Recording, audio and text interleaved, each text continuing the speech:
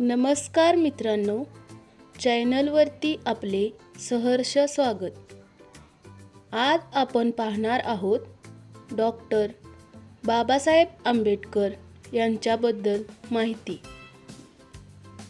चॅनलला नक्की सबस्क्राइब करा। चला तर मग सुरुवात करूया।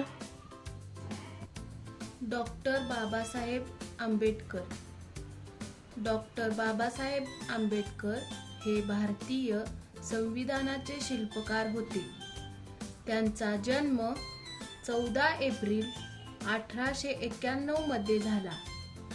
त्यांनी आपले जीवन समाजातील वंचित आणि दलित वर्गाच्या उन्नतीसाठी समर्पित केले।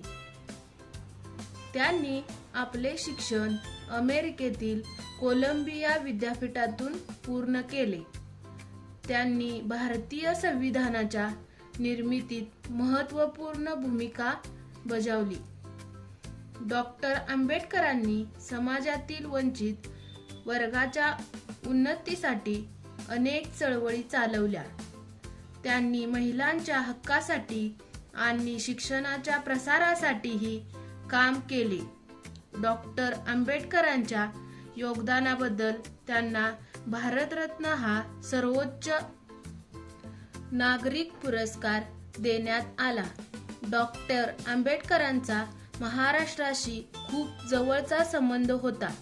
त्यांनी महाराष्ट्रातील समाजातील वंचित वर्गाच्या उन्नतीसाठी अनेक कामे केली। डॉक्टर आंबेडकरांच्या जीवनाचा आणि कार्याचा महाराष्ट्राच्या इतिहासात महत्त्वपूर्ण स्थान आहे।